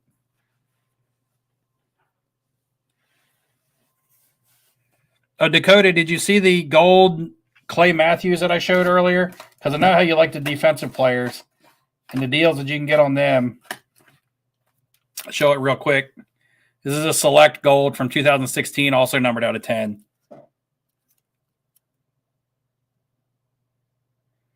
It's actually the first card I bought at the show.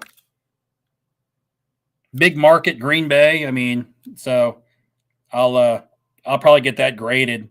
Graded in a 9 or a 10. I'll easily make way more than what I paid for that raw. That was the good thing about this show, guys, as well. There's a lot of high-end raw cards. Maybe for the lack of not being able to grade or it not making sense to grade, people had a lot of really nice raw cards to buy, which is great.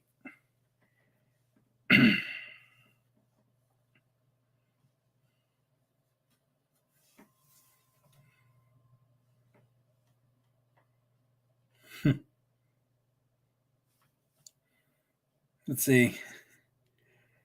Trader likes Jerry West more after watching Winning Time. And a lot of people, you know, didn't like the way that they portrayed him. They thought that they portrayed him kind of wrong and made him look out, you know, to look to be a bad guy and stuff. I don't really know the truth from that situation. but there was a lot of people that thought that they didn't like the way that they portrayed Jerry West. And I haven't watched it all yet, so I'm not sure if they kind of redeem him in that. But so far in the first couple episodes, that I watched,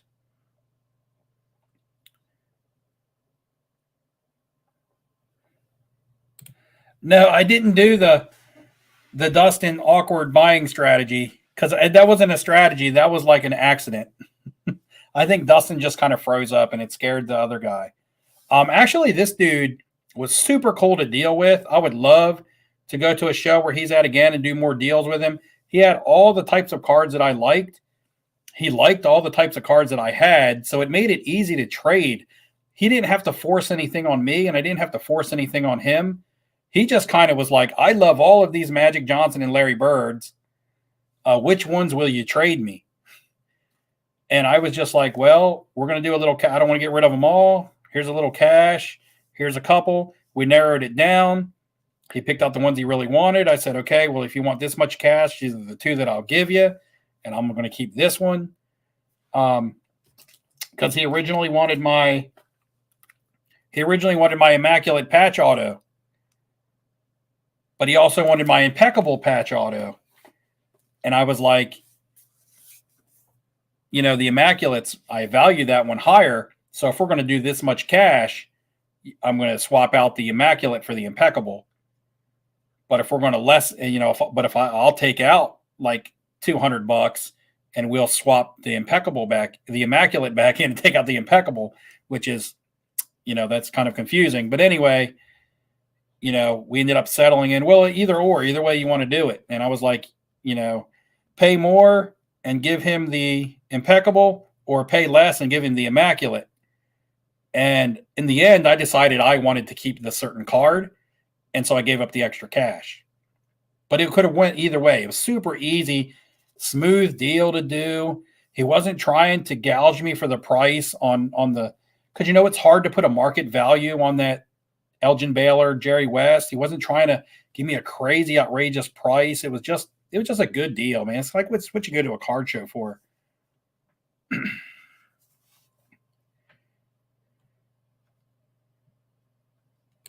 Yeah, I did see the photo of Chris Godwin at Tampa Card Shop today. Would have been cool if he was there the day that I was there. But hey, I got the backstage tour and the office tour and all that, so that would have been cool.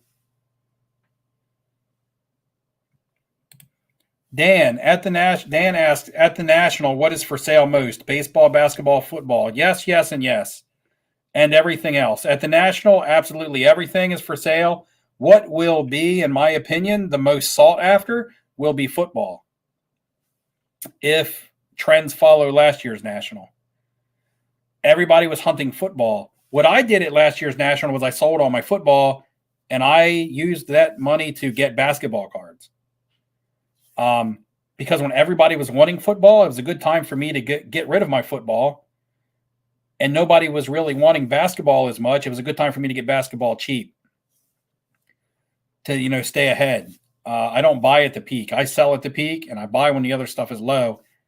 And I knew that, after July, coming into August and stuff in September, that basketball would get hot again once the football season started, that basketball would get hot again. And I would have already made my transition at the National, getting out of football while it was at its peak and basketball in its basement. That's why even though the basketball market did not shoot up super high preseason like it did the season before or the year before, I still had profit margins because I was in so early. Like my Tyler Heroes that I sold, even though his cards only went up like $100 from the month before the season started until preseason started, his cards only went up $50 to $100. I was in on them like months before that initial boost. So I had like bigger margins. You just got to be a little bit more ahead. You got to not be buying what everybody else is buying. Justin Herbert is super hot right now. Do I think he's hit his ceiling? No, I don't. I think he's going to hit his ceiling at the National. But do I think that a lot of his growth has been fulfilled? Yes, I do. So do you want to buy a Justin Herbert card for $3,000 right now and hope that you can sell it for $4,000 in a couple months? That's probably your peak. A $3,000 Herbert card probably has $1,000 worth of growth on it coming out of the National, and that's probably at its peak. If you were to buy one now at a good deal for like $3,000, you might be able to move it in a couple weeks for $3,300, $3,400 and make yourself $300 or $400. That's a decent percentage return, but is it worth the risk? That's a lot to go in. To risk $3,000 to make $300 is a big risk. And I really see him capping out at the National. His high-end cards, I'm talking high-end cards right now. Like if you were to get a playoff contenders on-card auto PSA 9, around a $3,000 card, I see that capping at the National at $4,000 to $4,200. And that's my absolute cap on it, though. That's I don't want to say cap because I'm not talking market caps or anything like that, like they have on Card Ladder. I don't even have a Card Ladder, but I'm just saying that's its peak. That's where I think its top ceiling will be on a good day.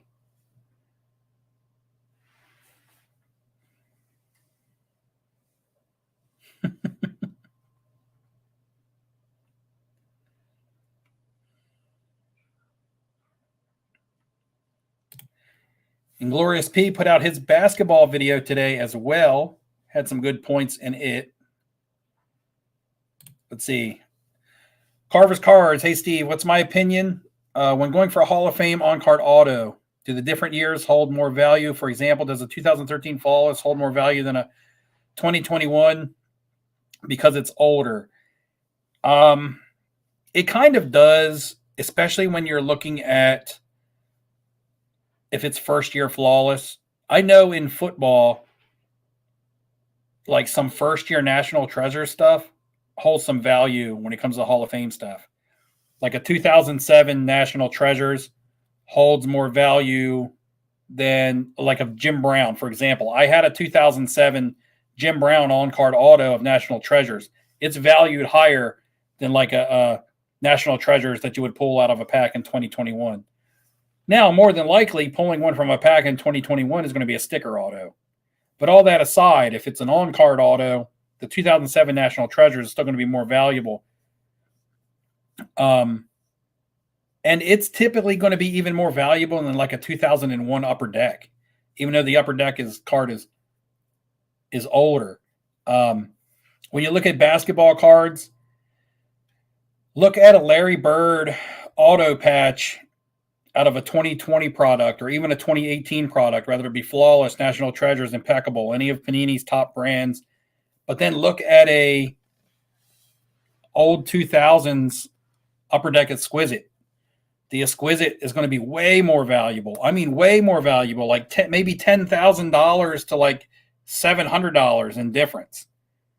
Like I know a Larry Bird Exquisite patch from the 2000s Upper Deck products sell for like $6,000 to $10,000, but a Larry Bird National Treasures or Flawless from like this season patch auto is more like $800. So big difference in the years and the products. Maybe it's because people love the old Upper Deck stuff because they can't do products of these players anymore because they're not licensed, or maybe because there's some of the original auto patches and jersey patches. I picked up the Dan Marino in Atlanta first year. The very first year Upper Deck did game used jerseys. Now this Dan Marino is worth more than a game used jersey that would be pulled out of today's product if it's just strictly a jersey, because this was the first year that they came out. So people kind of look at that. I'm not going to say it's his rookie jersey or anything like that. That would just sound silly. But the older stuff, especially as time goes on and stuff seems to be getting more and more watered down and flooded, the older stuff tends to gain more momentum. long answer. Maybe I didn't even give you the answer you were looking for or answer your question, but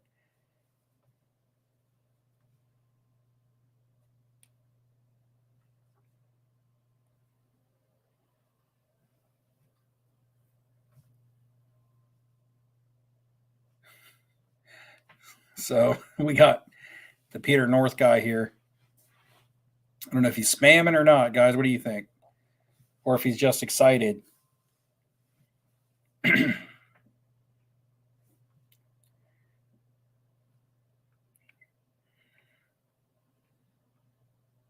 Price for the case to my left. It's not as well. I mean, this one card here alone that I showed earlier, the Doctor Strange 2015. I mean, that accounts for a lot of the value in this case.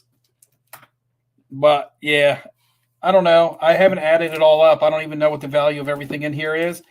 And I've taken stuff out and added stuff in. This is a big card. The Larry Bird 1 of 2 patch, gold auto. 1 out of 2, Panini War, game use tag. Actually, it's not a patch, it's a tag. That one's pretty big. The Doctor Strange and Wolverine card is really big. The Dale Earnhardt in here. There's still some heavy hitters in here, but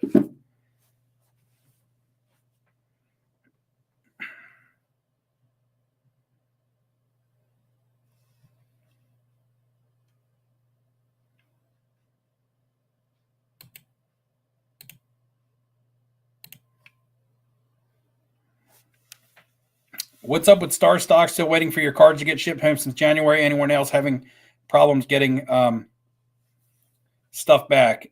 I hear that Star Stock, I don't know how true some of the Star Stock news is, because it's a lot of he said, she said, but a lot of people say it's coming from good sources or people that still work there. Apparently, they're really down. There's not hardly any workforce left there. I don't really want to speak on it. I don't do the news updates and the current events and what's going on with all the companies and everything like that. All I know is what I hear on other videos. So anything that I say would be something I heard elsewhere. So I don't necessarily like to always speak on that because I don't know how true it is. All I can say is that I removed everything that I had from Star Stock a month ago when they started doing the layoffs. I didn't go out and tell everybody to do that or that I was even really doing that because I didn't want to influence what anybody else wanted to do. But that's what I did. I just don't want to say I saw writing on the wall. I just want to say that I am conservative and I just didn't want to get screwed out of anything that belonged to me or that was owed to me. Because honestly, if they were to shut their doors, your cards are in their possession, and by law, they're theirs. They belong to Star Stock, pretty much, in court of law, I would say.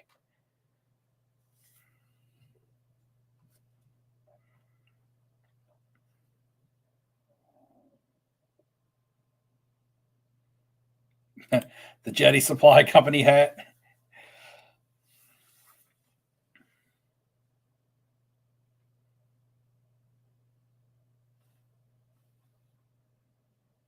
Yeah, so you're right. There's a lot of vault services coming up where people want you to keep their cards. They want to hold your cards because they want to keep your cards on their platform for them to sell. Because if they sell your cards, they're making money off of you.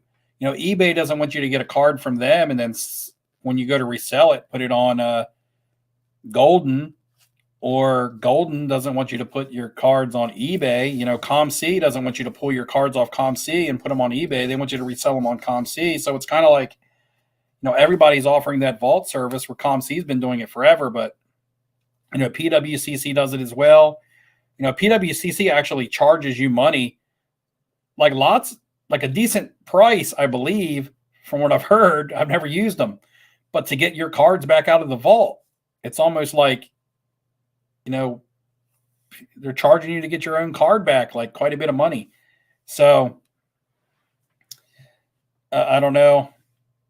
I never sent cards to anyone besides Star Stock, and like I said, I've gotten everything back out from them.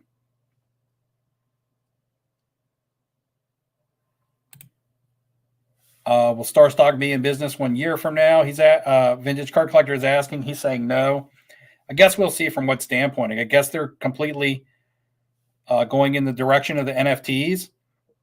So I guess it's all based around the NFT market and its popularity and what happens with it on whether Star Stock can stay afloat or not. Because they got into the breaks.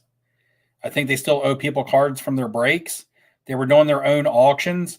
And believe me, from firsthand experience, 2 Philadelphia card shows ago, one of the trade night in Philly, one of the major sponsors of it was Star Stock. And they were doing live auctions on the big screen there at the trade night from, their platform. They were auctioning off cards, and they just were not getting anywhere near what some of these cards would be going for. Now, they weren't auctioning off anything high end. It was base PSA 9s and base PSA 10s of mid-tier players. But I mean, like, I remember like a Topps Chrome PSA 10 Jimmy Garoppolo rookie going at Star Stock auction for like $4. Now, I know it's Jimmy Garoppolo. I know it's a Topps Chrome base, but it was like $4. And I'm just like, how are they making any money here? Is this their cards? Did they send these cards in to get graded? Because they're not even covering their fees. I mean, they're really liquidating and taking losses in these auctions if this is the way that they always run. 3 months to the date when the next Philly show came up, the trade night wasn't sponsored by Star Stock. Let's just say that. They had in that 3-month period, the company had really gone down. Probably was hurting financially, and they weren't there to sponsor the trade night. So they had gone from being a big trade night sponsor to not being involved at all, just within the Philly show. So I could understand, whatever else they had going on, I could see they were probably backing out of stuff too.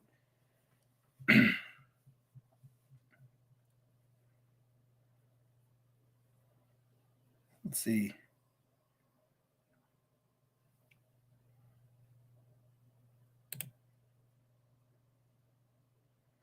What's up? Hemorrhage Kid says, what's up, Steve? New Painted Shield CD pre-order on Newberry Comics with signed postcard. If you didn't see it. No, I did not see it, but I will check that out.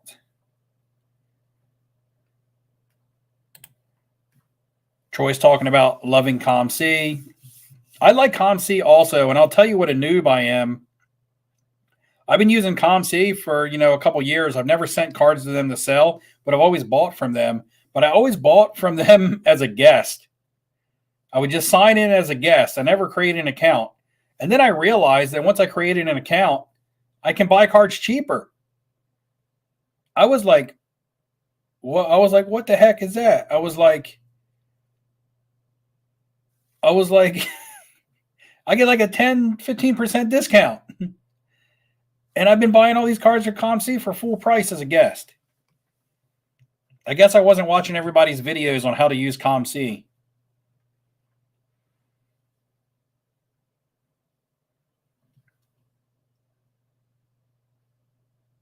Let's see.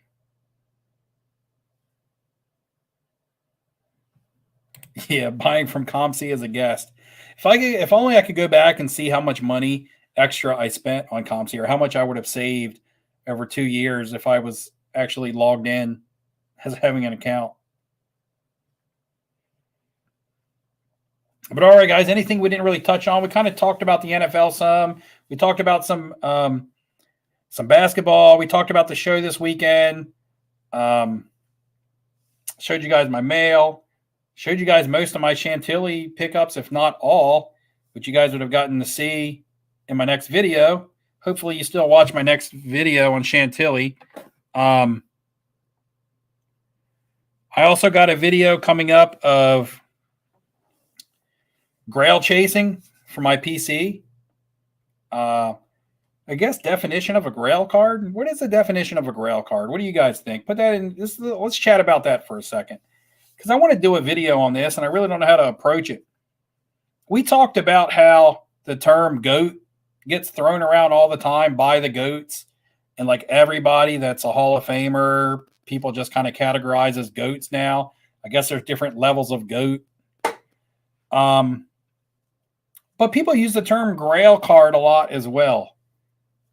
And really, just like GOAT, greatest of all time, Grail usually refer to something super special, super rare, super hard to find. And I think nowadays it gets applied to something based on its price point. Or maybe it's just someone's perspective, that something that just seems unobtainable to someone. Maybe it applies to the individual. Maybe it's just something that seems unobtainable. And maybe price point can cause something to seem unattainable over rarity. Like sometimes you say, man, I'll never be able to get that card because I'll never be able to find it. And it could be $1, $5, $100. But it may seem unattainable because you feel like you'll never find it. But then there's the cards that are easy to find, but maybe thousands of dollars, and you look at them and you say, I'll never be able to attain that card because it's too expensive. Yes, it's there. It's there for the taking. It's not super duper rare to where I can't find it, but I don't have that kind of budget to get it. So then maybe that qualifies it as a Grail card for someone. And I guess that's going to apply different to the individual. So now maybe I'll have second thoughts on how I do that video, because I can see how that could apply to different people. To me, it's the specialness and how hard it is to find. Not necessarily its monetary value, but something you got to hunt for. And it may have monetary value, but that may not be the reason why you call it a Grail card. It may have no value, but you call it a Grail card because it's something you never think you'll see again. I don't know. Honestly, I would like your guys' kind of take and opinion on that. And if you're not watching the live stream with me live, guys, right now in the live chat, first of all, what the hell is wrong with you? I'm just kidding. But if you're listening to this secondary after it ends, put that in the comments below. If you've been around for almost 2 hours, at least take an extra 10 seconds and type that in the comments below once this becomes a video. That way I can get your opinion on it too, since you're not here in the chat. But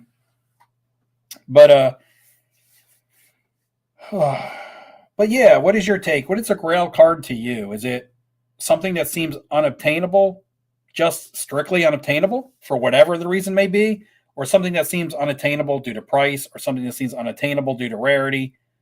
Or just all of it combined? I don't know.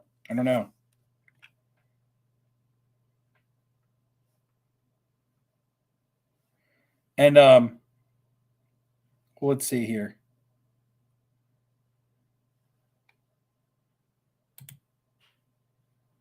Troy Collectible says 2018 scorer Tim Tebow, a good Grail card. I mean, like I'm saying, it's going to depend on the individual. Like, you see YouTube content and stuff like that where people say, hey, I obtained a Grail card. And that'll be like their thumbnail, or that'll be like their title. I bought a Grail at the Dallas show, or buying a Grail auto of a Hall of Famer, or something like that. You'll see that, and then you'll watch it. And to you may like, man, that's not really a Grail card. But that's because your perception of the card is different than the person buying it. So what makes your perception different? Because it's maybe not something that you like. For me, would a score Tim Tebow be a Grail card? No, it wouldn't. Not for me. Could it be for somebody else? It could. Everybody collects something different, so I guess it's all going to be, subjective. But what do you think should qualify something as a Grail card if it's something that you collect? Like, let's see, I can go down this and I can, let me see.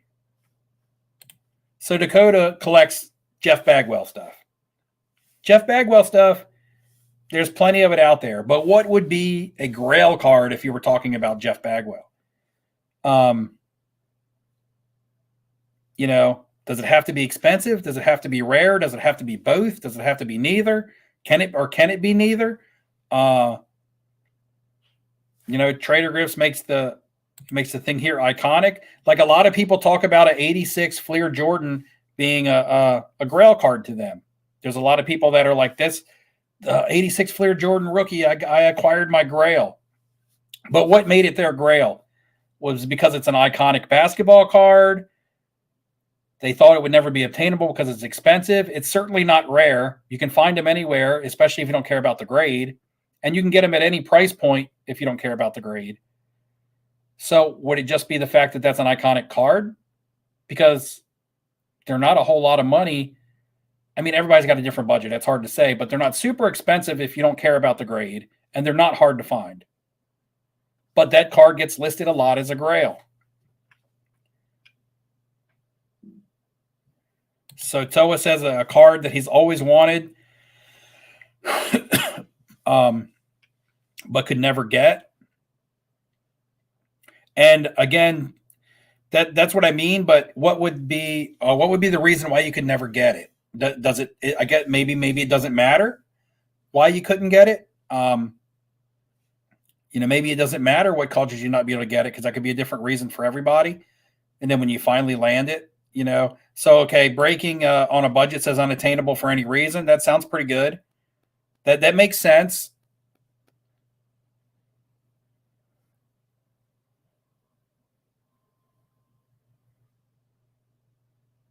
Orange is the New Black says a Grail card is a card you buy of a young player and watch that player win championships and go to the Hall of Fame. So that would be like a card he would buy early and then ride it out, and that a card that he believed in that would come to fruition.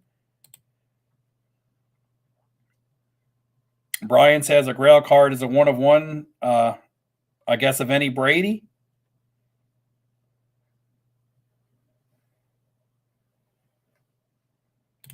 Next Gen Breaks is an 89 Griffey PSA 10.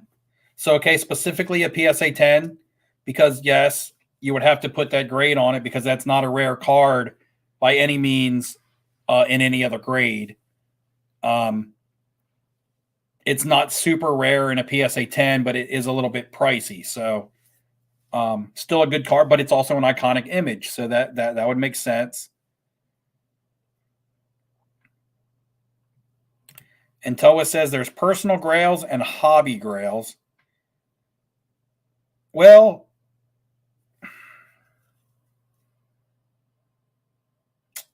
I guess when you're talking about hobby Grails, I guess you're talking about like a Honus Wagner or a Mickey Mantle rookie. To me, those are hobby Grails, yes, but if I ever had a card like that, I would sell it.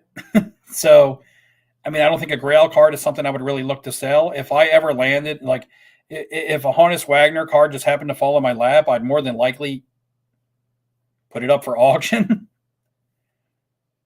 So, yeah, those are typically hobby Grails, but who's to tell me what a hobby Grail is? Like, again, to me, those cards are historic and iconic in the hobby, but to me, I don't find them super duper special because I can't relate to them. 52 Mantle probably more so than even the Honus Wagner. The Honus Wagner is just a type of card that if I had it, I would just be able to say that I had it, and that would be like a cool thing. But even after a while, that gets boring. To be able to, look at what I have.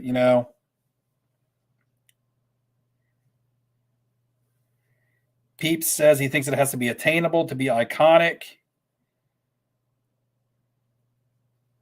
meaning not numbered. So attainable as in the rarity. I mean, to me, iconic is you see it and you know what it is. I mean, whenever I hear iconic card, the first card that pops in my head is the 86 Fleer Jordan. Now, is that a Grail to me? It's not. But is it an iconic card to me? Yes.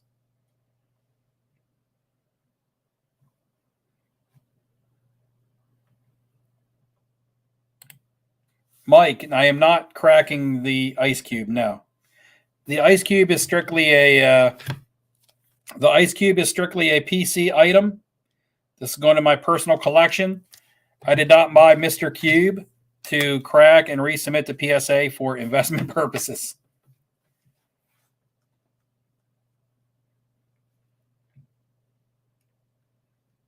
I guess this is something we could just talk about on and on and on all night. And it's not even an argument or a debate. It's just everybody's bringing up good points because everybody's perception of a Grail is going to be different, I guess. I guess there is no really right answer, but it makes for good discussion.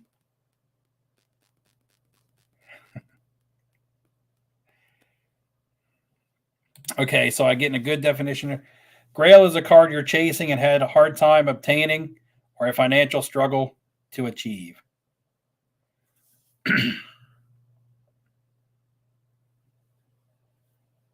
I guess that's fair enough.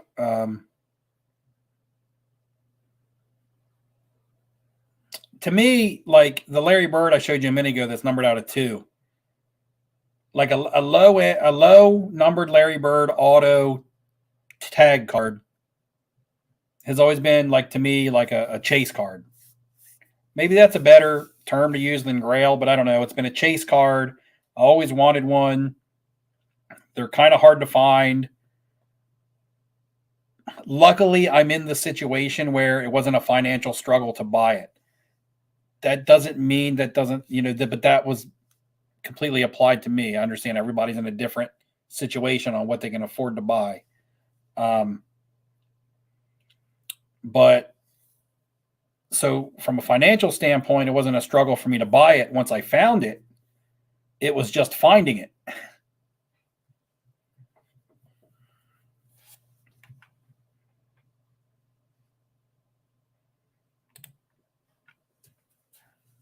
To me, a Grail card is a specific card you've always wanted. By definition, the Holy Grail is something that is extremely coveted and elusive. So I would relate to rarity. All right, guys, did I at least get 50 likes? Because we're about to wrap up the live stream, and I have not tried on the bandana. And I'm actually getting reminded that it's bandana time. Okay, I get it here now. Troy says 50 plus likes. Crack the bandana. But if I open it, it loses all of its value, guys. It's vintage clothing. The vintage clothing market is probably a better market than the sports card market right now. All right. Dakota says 87. I only got 54. All right. The Miami Dolphin bandana brim. Hopefully this is just a hat that has a bandana that hangs down in the back and it just goes over my head. And it's not something that I'm going to have to try to tie. Hopefully it's not so old that it's dry rotted and just rips and disintegrates like that piece of gum that I chewed from the 70s. It just kind of, turned to dust.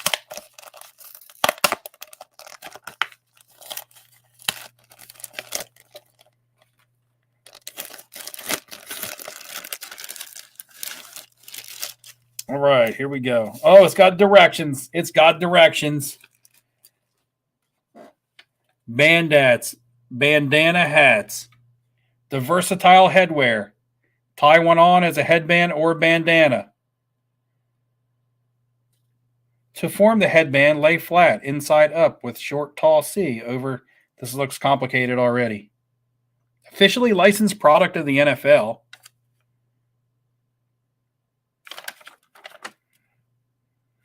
All right. Here we go.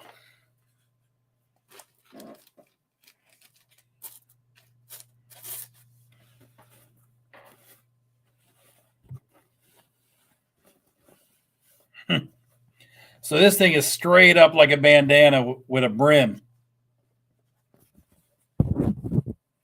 So I'm actually going to have to tie this bad boy around my head.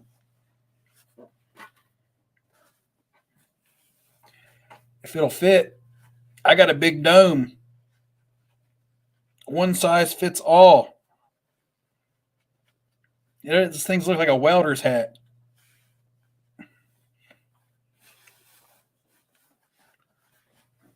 All right, I got to get down so y'all can see. There it is.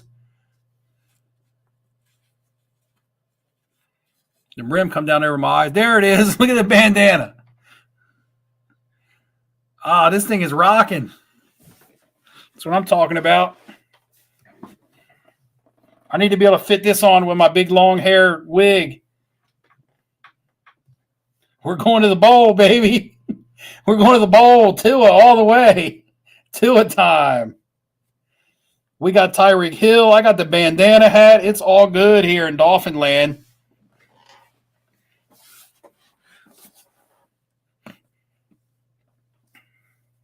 This thing's cooler than I thought it would be. It looks kind of funny, but wonder why I never saw one of these things growing up. I've seen the Zubaz. I've seen all the stuff that came and gone. I even have an old 70s big poofy winter hat with a brim that would fit over like someone who had like an afro haircut. I used to wear it to school like on hat day when like I was in elementary school and you'd always have hat day. I would always wear this big poofy hat that didn't even fit on me because it was made for somebody with like an afro haircut. So it was always like way big and it would just be like sagging down the back, but it had a brim and Miami Dolphins.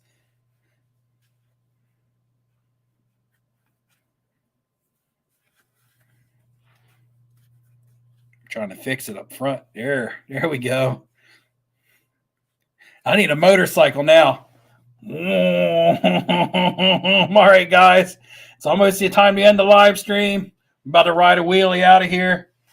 And we're going to go. We're going to go.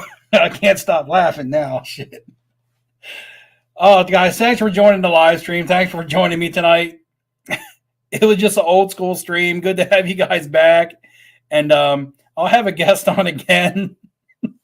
I'll have a guest on again sometime soon, but I just wanted to do this live stream with you guys and interact because we haven't been able to do it in a while. And yeah, I'm about to ride off into the sunset, up the stairs to bed. I'm going to walk in the bedroom and wake up my wife and be like, hey, check this out. You know you like that. And guys, have a good time. My next video will be out in a day or two. Might pop up on a live drive. It's been a blast again. I'm going to head to bed. You guys take it easy, man. All right. Hit that thumbs up on the way out.